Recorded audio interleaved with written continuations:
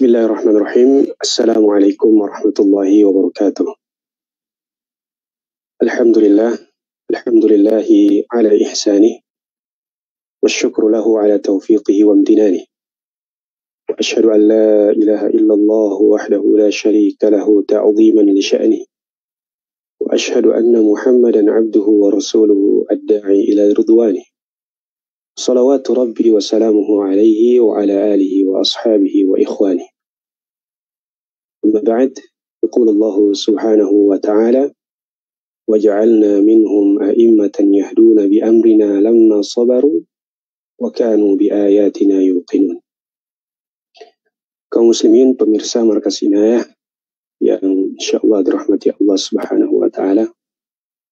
Alhamdulillah, kembali kita memanjatkan puja dan puji syukur kita kepada Allah Subhanahu wa taala di pagi hari yang cerah ini waktu Saudi ataupun siang hari di Indonesia. Allah Subhanahu wa taala kembali memberikan kita nikmatnya. Allah berikan kita kemampuan kesehatan untuk melanjutkan rutinitas positif kita, yaitu mengkaji biografi dari salah satu tokoh umat Islam yang fenomenal dan memiliki karya-karya yang monumental. Kita berdoa kepada Allah Subhanahu wa taala semoga ini menjadi pemberat timbangan kita di hari kiamat kelak. Salawat serta salam senantiasa tercurahkan kepada Rasulullah sallallahu alaihi wasallam, kepada istri-istrinya yang suci, keluarganya, keturunannya, kepada para sahabat ridwanullahi taala alaihim. Kita berdoa dan berharap kepada Allah Subhanahu wa taala semoga salawat yang senantiasa kita kirimkan kepada beliau menjadi sebab kita mendapatkan syafaat di hari kiamat kelak. Amin ya rabbal alamin. Pemirsa Markas Inayah yang dirahmati Allah, insyaallah pada kesempatan ini kita akan melanjutkan kajian kita tentang biografi singkat dan pelajaran yang bisa kita ambil dari 6 tokoh ahlu hadis yang menyusun 6 kitab hadis yang masyhur. Sebelumnya kita telah menjelaskan sedikit banyak tentang Al-Imam Bukhari alaihi rahmatullah, kemudian Imam Muslim, kemudian setelah itu Al-Imam Abi Daud alaihi rahmatullah, dan sampailah kita kepada imam atau ulama yang keempat, yaitu Al-Imam At-Tirmidzi alaihi rahmatullah, penyusun kitab Sunan At-Tirmidzi atau juga disebut dengan Jami'u At-Tirmidzi. Ya, sebuah kitab yang lagi-lagi sangat fenomenal dan sangat monumental, ya, sampai-sampai beliau sendiri mengatakan man kana hadzal kitab fi baitihi faka'annama fi baitihi nabiyyun yatakallam. Ya, kata Imam At-Tirmidzi alaihi rahmatullah, siapa yang punya kitab ini, yaitu Sunan At-Tirmidzi atau Jami' At-Tirmidzi, di dalam rumahnya, maka seakan-akan di rumahnya ada Nabi Muhammad sallallahu alaihi wasallam yang sedang berbicara kepadanya. Taib, kita mulai seperti biasa dari nama, nasab dan juga kunyah beliau. Nama beliau adalah Muhammad. Ya, nama asli beliau adalah Muhammad bin Isa bin Saurah bin Musa bin Dhahak At-Tirmidzi. Ya, jadi nama asli beliau adalah Muhammad, adapun At-Tirmidzi ini merupakan penisbatan kepada tempat lahir beliau, yaitu kota Tirmidz, ya, yang saat ini berada di Uzbekistan. Ya, para ahli sejarah, ya, ahli tarajim berbeda pendapat apakah Imam Tirmidzi ini memiliki keturunan asli Arab atau minal a'ajim atau non Arab. Ya, sebagian mengatakan bahwa beliau adalah, ya, keturunan Arab, ya, dari Bani Sulaim. Oleh karenanya sebagian ulama ketika menjelaskan biografi Imam At-Tirmidzi menisbatkan kepada, ya, As-Sulami, ya, nisbah kepada Bani Sulaim dan itu merupakan kabilah Arab. Sebagian mengatakan bahwa Al-Imam At-Tirmidzi bukan dari keturunan Arab, ya, beliau non-Arab, ya, yang tentunya jika hal itu benar, ya, kembali menegaskan kepada kita bahwa ilmu itu qasamun mushtarak, ya. Ilmu itu tidak terbatas pada orang keturunan Arab saja, tapi ilmu itu terbuka untuk siapa saja yang ingin belajar, ya. Termasuk Imam At-Tirmidzi alaihi rahmatullah. Ya. Adapun kunyah beliau adalah Abu Isa. Ya, kunyah beliau adalah Abu Isa. Beliau lahir pada tahun 209 Hijriah di kota Tirmidz, sebagaimana yang telah kita sebutkan. Ya. Adapun nasy'atuhul ilmiyah, ya, beliau tentunya seperti ulama-ulama lain, ya, mengawali perjalanan ilmunya dari katatib. Ya, katatib itu selevel SD kalau di zaman kita. Ya, jadi sebelum belajar ilmu hadis, beliau tentunya belajar bagaimana caranya membaca, kemudian tentunya belajar Al-Quran, dan itu semuanya didapatkan di katatib. Ya, di katatib. Kemudian juga sebagaimana ulama yang lainnya, Al-Imam At-Tirmidzi alaihi rahmatullah sebelum melakukan rihlah atau perjalanan jauh menuntut ilmu, beliau terlebih dahulu memanfaatkan keberadaan ulama di tempatnya, yaitu di Tirmidz, untuk mengambil ilmu dari mereka, ya, untuk mengambil ilmu dari mereka. Dan ini selalu kita tekankan bahwa kebiasaan para ulama adalah menuntut ilmu terlebih dahulu dari ulama-ulama setempat, ya, setelah itu baru melakukan perjalanan, ya, keluar daerah, ya.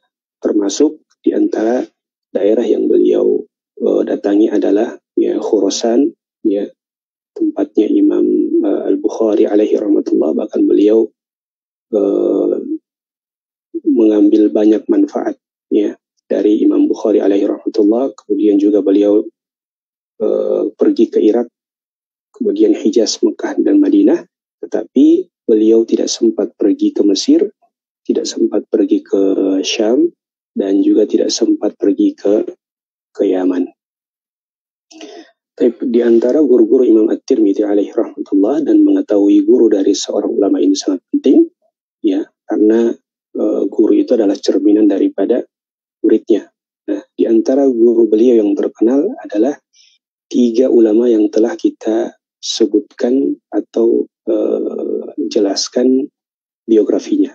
Yang pertama adalah Al-Imam Al-Bukhari alaihi rahmatullah. Ini termasuk guru beliau dan termasuk guru yang sangat dekat, ya.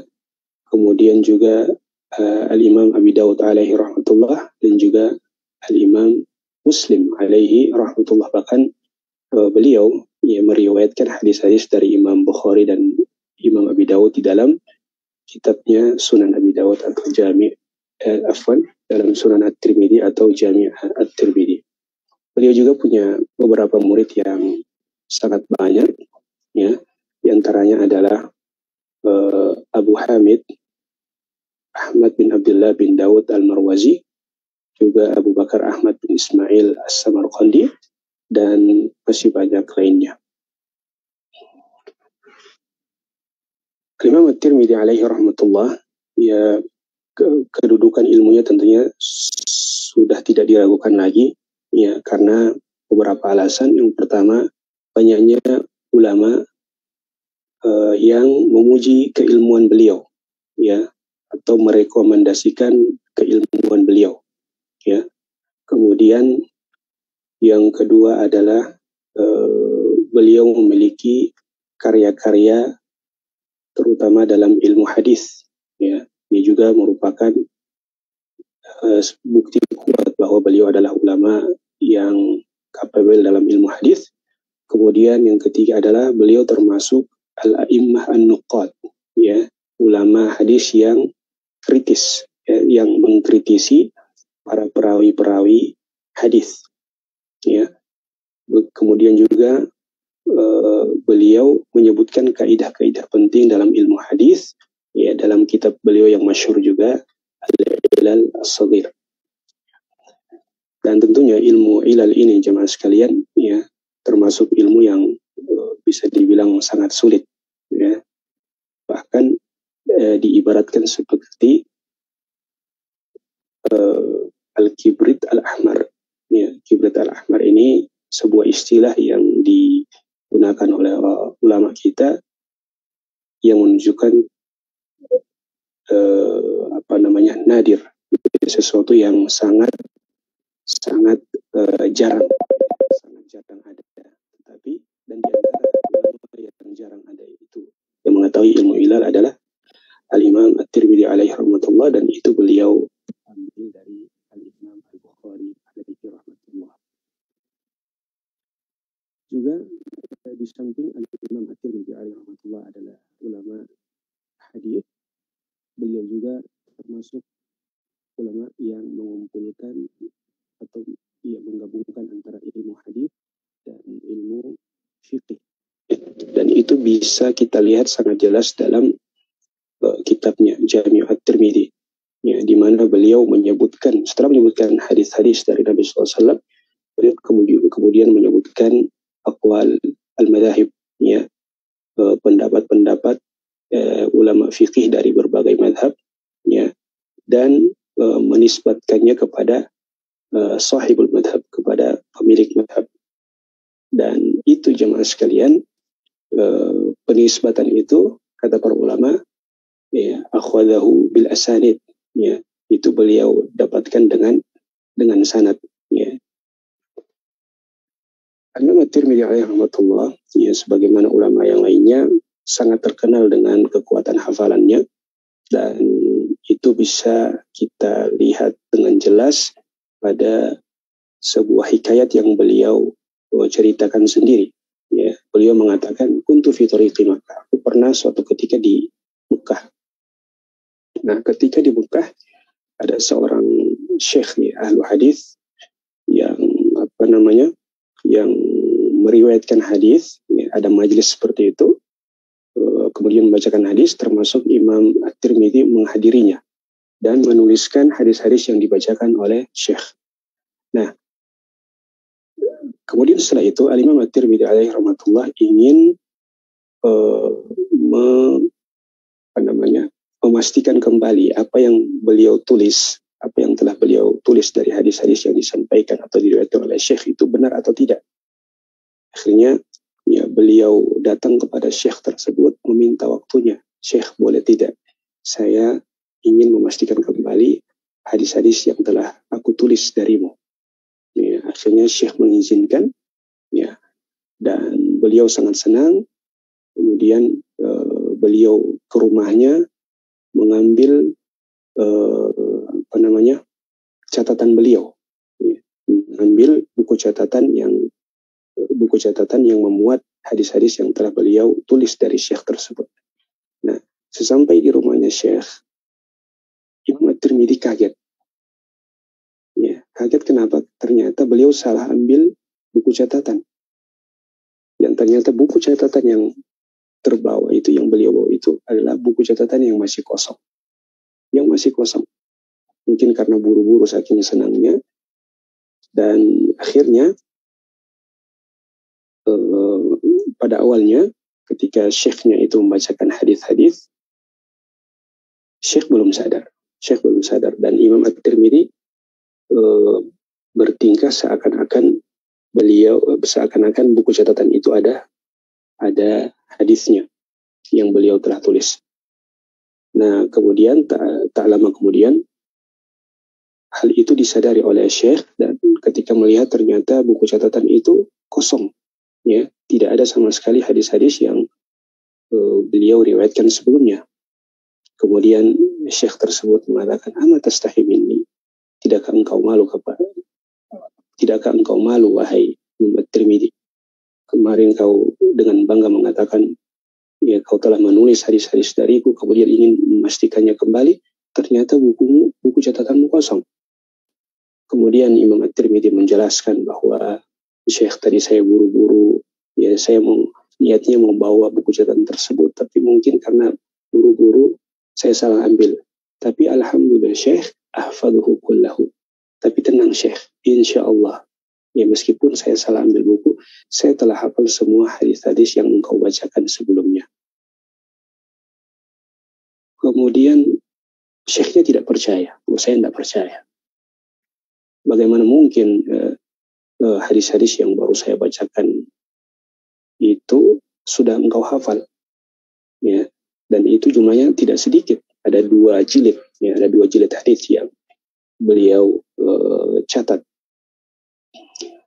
Kemudian akhirnya Imam At-Tirmidzi alaihi rahmatullah membacakan hadis-hadis tersebut dari hafalannya. Kemudian si Syekh ini mengatakan istadharta qabla an taji. Oh, kamu sudah murojaah sebelum kau datang ya. Ya. Tidak mungkin kamu sekali dengar hadis-hadis yang kemarin itu langsung kau hafal.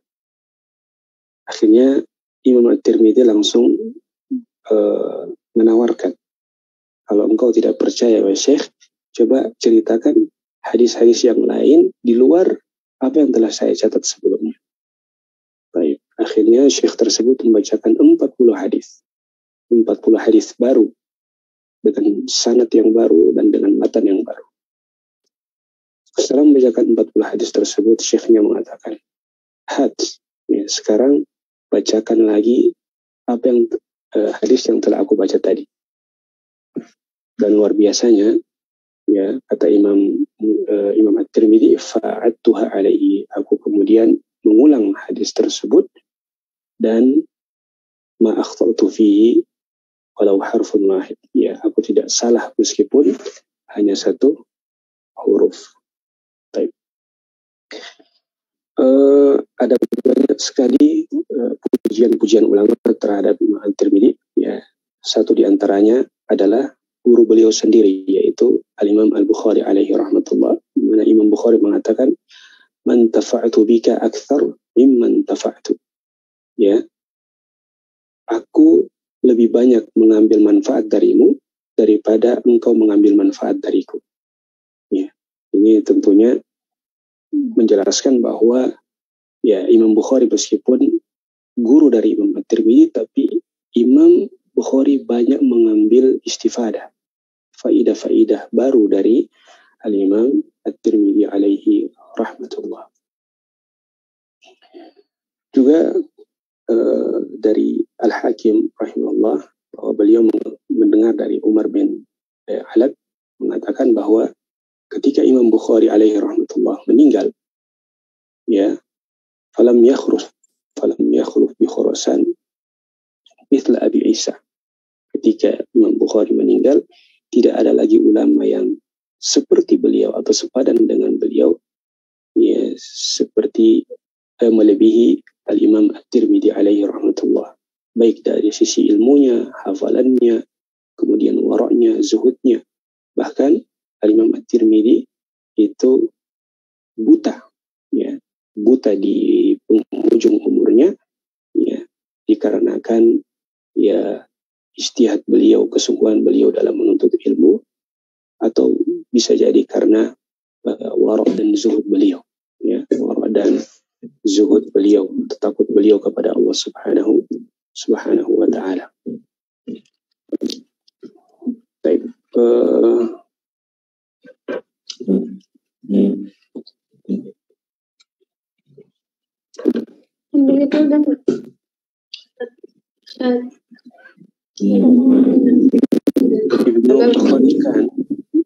Tukhalikan mengatakan bahwa At-Tirmidzi al-Hafidh al-Mashhur, ya, Imam At-Tirmidzi adalah seorang ulama al-Hafidh yang terkenal. Beliau adalah ulama yang yuqtada bihim fi ilmu al-hadis, ya. Beliau adalah ulama yang menjadi kiblat dalam ilmu hadis. Beliau punya kitab Al-Jami', ya, yaitu Sunan At-Tirmidzi.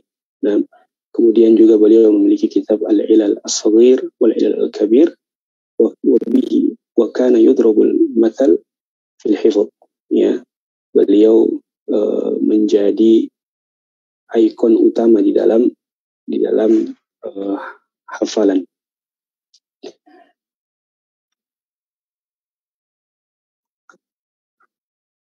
Nah, di antara warisan-warisan ilmiah yang beliau tinggalkan untuk kita, satu yang paling utama adalah Al-Jami', kitab Sunan At-Tirmidzi.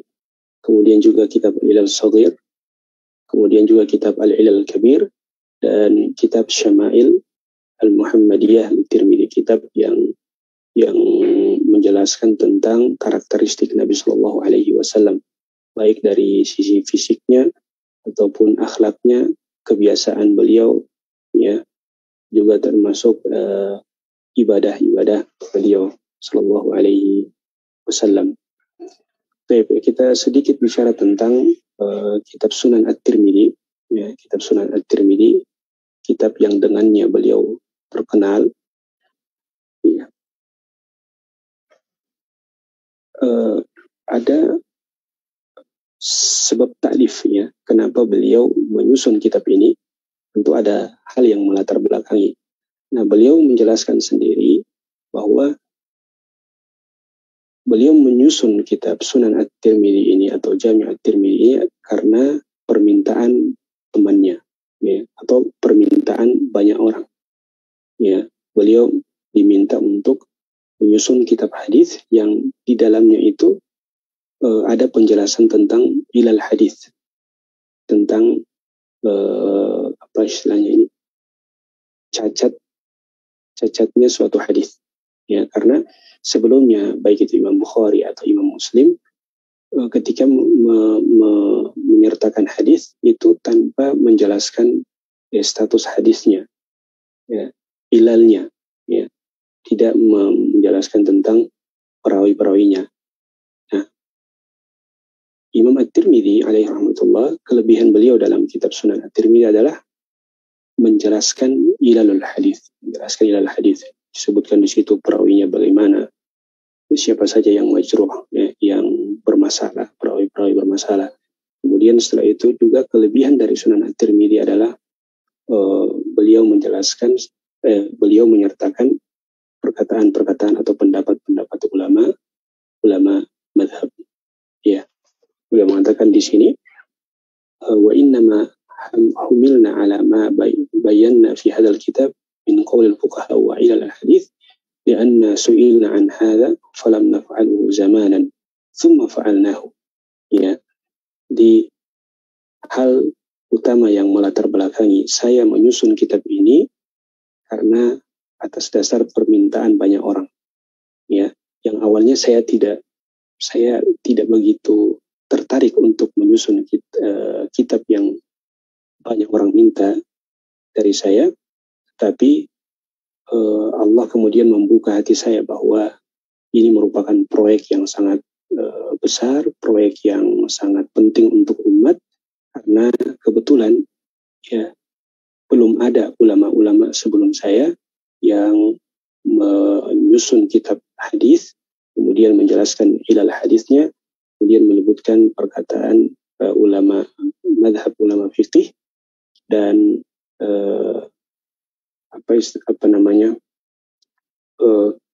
sebagai bentuk mengikuti kebiasaan ulama-ulama terdahulu bahwa mereka tidak menyusun kitab kecuali kitab tersebut belum disusun sebelumnya oleh ulama-ulama sebelum, ya, mereka.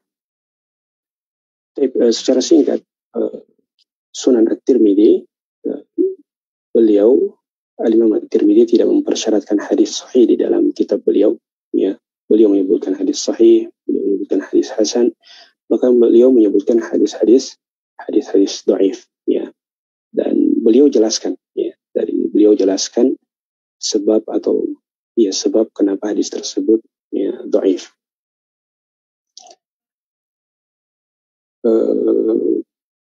Adapun jumlah hadis dalam Sunan At-Tirmidzi, ya, sebagian ulama, ya, menyebutkan ada 3.956 hadis, dan sebagian lain menyebutkan ada 4.300 hadis.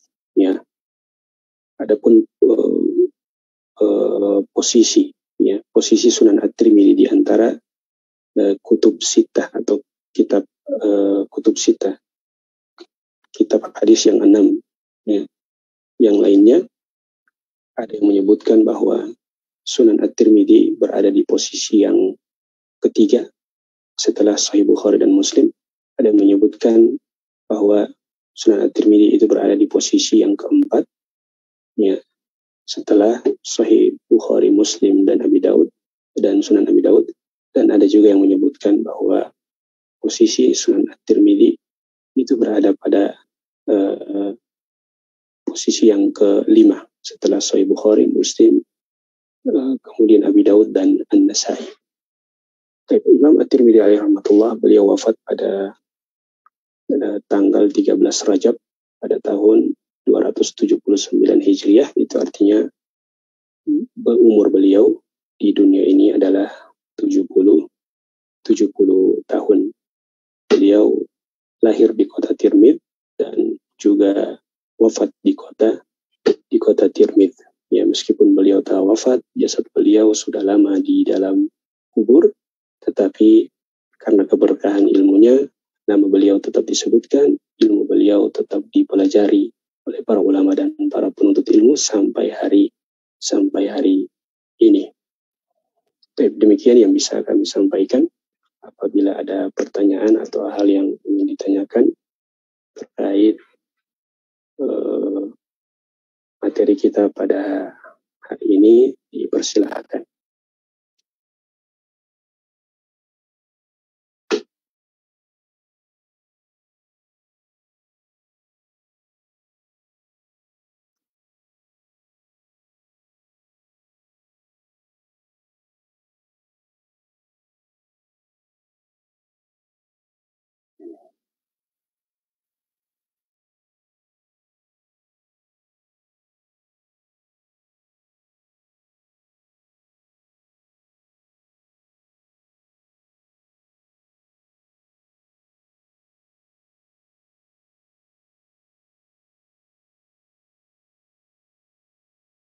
Ya, sebelumnya ini ada sedikit tambahan. Sebelumnya di awal tadi, ya, kami telah membacakan salah satu ayat Al-Quran, yaitu firman Allah Subhanahu wa taala, wa ja'alna minhum a'immatan yahduna bi amrina, dan kami menjadikan di antara mereka, ya, a'immah, ya, pemimpin-pemimpin, yahduna bi amrina, ya, pemimpin yang menyebarkan hidayah, ya, yang menyebarkan ilmu, termasuk tentunya Imam At-Tirmidzi dan juga Imam Abi Daud, Muslim, Imam Bukhari.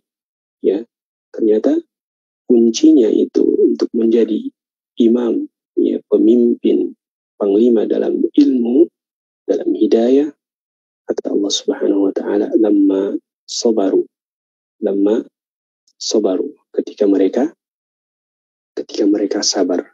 Jadi sebenarnya kunci utama para ulama terdahulu adalah kesabaran yang luar biasa. Ya. Imam Bukhari alaihi rahmatullah, beliau menyusun kitab Sahih Bukhari 16 tahun. Ya, 16 tahun. Andaikan Imam Bukhari itu tidak sabar, mungkin 10 tahun sudah putus, dan akhirnya proyek Sahih Bukhari tidak terlaksana. Ini ada pertanyaan di chat, kita baca. Kenapa hafalan ulama terdahulu seperti sesuatu yang mustahil didengar? Ya, bagaimana cara memperkuat hafalan? Insyaallah. Ya, ini pertanyaan dari Abdullah, bahwa kenapa, ya, hikayat-hikayat tentang atau riwayat-riwayat yang dinukilkan kepada kita tentang kekuatan hafalan ulama-ulama terdahulu itu seperti mustahil. Ya, sebenarnya ada banyak faktor tentunya. Ya, pertama adalah karena memang kita di zaman ini jarang menemukan orang-orang yang seperti itu. Maka kita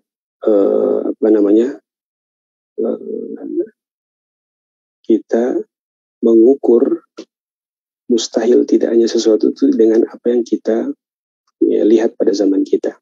Nah, itu yang pertama. Kemudian yang padahal ya, hafalan yang kuat di zaman dulu itu adalah hal yang biasa. Ya. Kemudian yang kedua tentunya karena ya keberkahan, ya, karena keberkahan ulama-ulama terdahulu, dan juga tentunya maksiat mereka lebih sedikit dari maksiat kita, ya, karena tentunya hafalan itu adalah taufik dari Allah Subhanahu wa Ta'ala.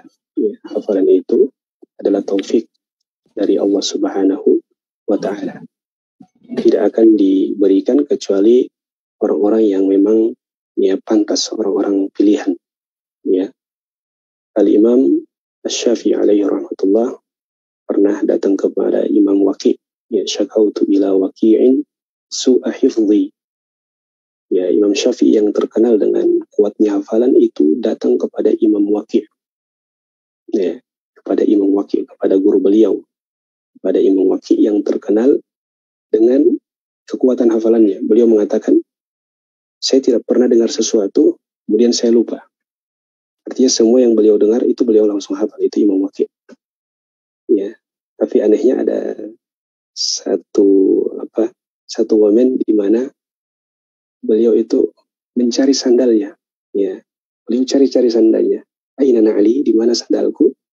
Padahal ternyata sandal itu sedang beliau kenakan. Ya, ya, mithlu hada yansa ulama-una. Jadi ulama kita itu kalau ilmu tidak dilupa. Tapi kalau perkara-perkara seperti itu mereka lupa. Ya.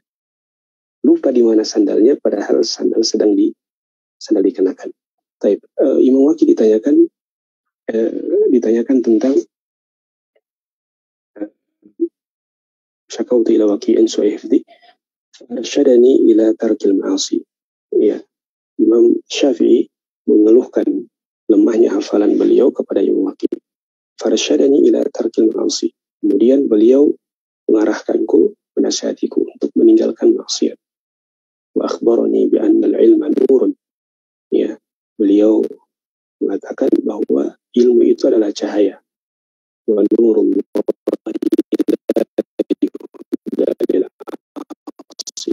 dan cahaya Allah tidak akan dianugerahkan, tidak akan turun kepada hati yang banyak maksiat. Baik.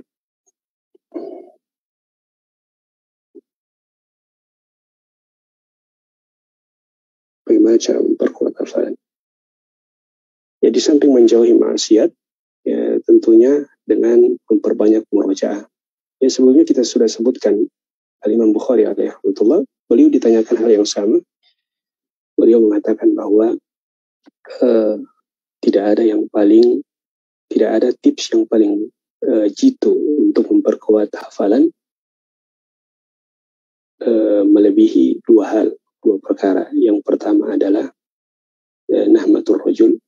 Nahmatur rajul itu bahasa Indonesia, nahmatur rajul itu tekad yang kuat, ya, tekad yang kuat. Kemudian yang kedua, wa tikrarun nazar, ya, dan mengulang-ulang hafalan. Ya. Juga di antara tips untuk memperkuat hafalan adalah sebagaimana dikatakan Imam Waqi', beliau mengatakan, kunna nasta'inu bil amali 'ala al-hifdhi. Kami menjaga hafalan kami dengan beramal. Jadi setiap mendapatkan satu hadis, mereka langsung amalkan. Setiap dapatkan hadis, mereka berusaha langsung amalkan. Ya, jadi itu salah satu tips untuk menjaga hafalan. Seperti surat Al-Fatihah. Kenapa kita tidak pernah lupa surat Al-Fatihah? Cobanya karena kita amalkan tiap hari. Ya, jadi hafalan yang kuat itu bukanlah sesuatu yang instan. Ya, bukanlah sesuatu yang instan. Nah,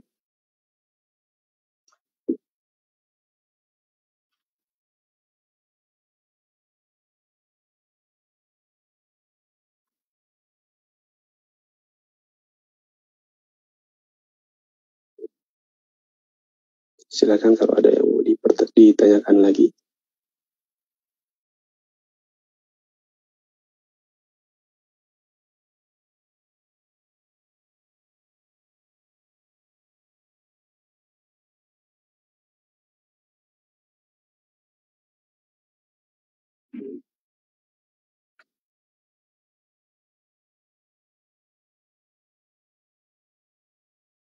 Ya, problemnya kita adalah kalau ulama terdahulu hafalannya kuat dan murojaahnya juga kuat, ya. Adapun kita hafalan lemah, ya murojaahnya juga lemah. Ya akhirnya ya kualitas hafalan kita juga di bawah. Ya, Allah musta'an. Nampaknya sudah tidak ada pertanyaan lagi.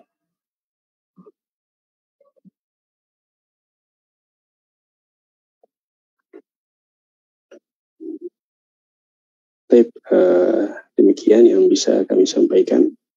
Terima kasih atas perhatiannya. Semoga apa yang kita kaji hari ini menjadi pemberat timbangan amal kita di hari kiamat kelak. Kita tutup dengan doa kafaratul majlis. Subhanakallahumma bihamdika asyhadu an la ilaha illa anta astaghfiruka wa atubu ilaik. Assalamualaikum warahmatullahi wabarakatuh.